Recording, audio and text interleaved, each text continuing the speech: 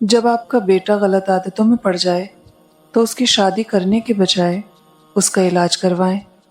کسی کی بیٹی آپ کی نااہلی درست کرنے کے لیے نہیں ہے۔ شوہر کو چاہیے کہ بیوی کو مہینے کا خرچ الگ سے دے تاکہ وہ جوائنٹ فیملی میں ہنسی خوشی ایڈجسٹمنٹ کرے۔ اس کے ساتھ ساتھ وہ اپنی ذاتی ضروریات اور رشتہ داروں کے ساتھ لین دین کی ضروریات آسانی اور بلا جھجک ہو کر پوری کر سکے۔ بہترین زندگی گزارنے کے لیے آپ کے ساتھی کا تعلیم یافتہ ہونے سے زیادہ تربیت یافتہ ہونا ضروری ہے۔ شوہر کا کام بیوی کو صرف باہر والوں کی نگاہوں سے بچانا ہی نہیں بلکہ گھر والوں کی زبان سے بچانا، اس کی عزت کروانا اور عزت کرنا بھی ہوتا ہے۔ شوہر نے 2 تھپڑ مار کر گالی دی، عورت نے گود میں بیٹھے بچے کی طرف دیکھا اور سہ گئی۔ نامحرم کبھی مخلص نہیں ہوتا، اور جو مخلص ہو وہ نامحرم رہنے نہیں دیتا، محرم بناتا ہے، ہر حال میں، ہر قیمت پہ۔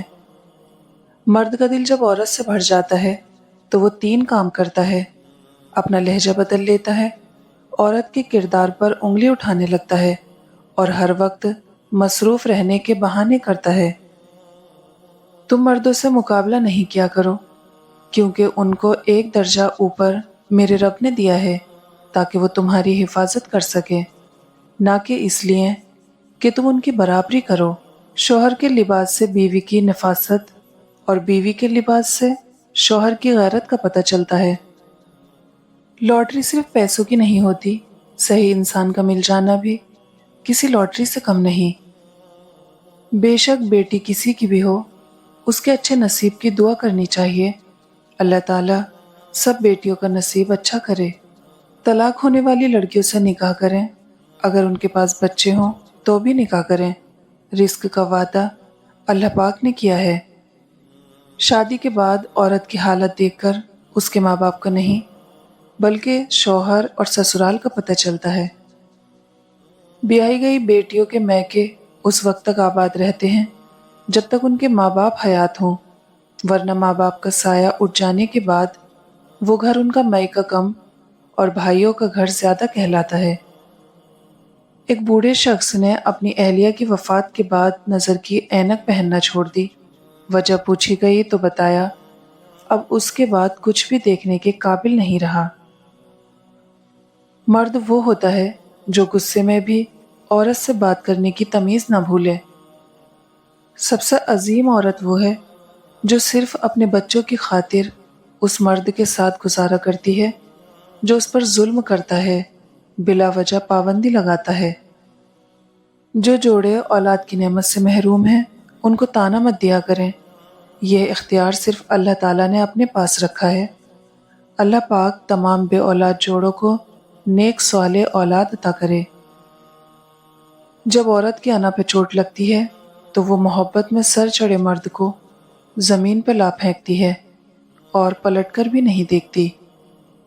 بہت سی شادی شدہ عورتیں اپنے شوہر کے ساتھ نہیں بلکہ اپنے بچوں کے باپ کے ساتھ رہ رہی ہوتی ہیں۔ بعض اوقات مجھے واضح سمجھ آتی ہے کہ اللہ تعالیٰ میری پکار سنتا ہے اور کسی نہ کسی وسیلے سے مجھے جواب بھی دیتا ہے۔ میں اپنے رب کی نگاہ میں ہوں، یہ احساس بہت ہی کمال کا ہے۔ حالات جیسے بھی ہوں، اگر ہم سفر نسلی ہو تو خوشیاں غربت میں بھی رقص کرتی ہیں۔ جس معاشرے میں مرد کی جیب سے اور عورت کے چہرے سے شادی کی جاتی ہو، وہاں معاملہ عموماً طلاق پر ہی ختم ہوتا ہے۔ میاں بیوی کے بیچ اتنی لڑائی ہو کہ تیسرے کو پتہ نہ چلے، اور پیار اتنا ہو کہ بنا بتائے پوری دنیا کو پتہ لگ جائے۔ اپنی بیوی کے خلاف کسی کو بات کرنے کا موقع نہ دیں، کیونکہ باوقار شوہر اپنی بیوی کے وقار اور عزت نفس کا خود خیال رکھتا ہے۔ کمانے کی خاطر گھر سے نکلنے والی خواتین کی اتنی عزت کریں کہ انہیں کبھی اللہ پاک سے اپنی مجبوری کا شکوہ نہ کرنا پڑے۔ رشتہ وہی قائم رہتا ہے جس میں دونوں ایک دوسرے کو کھونے سے ڈرتے ہوں۔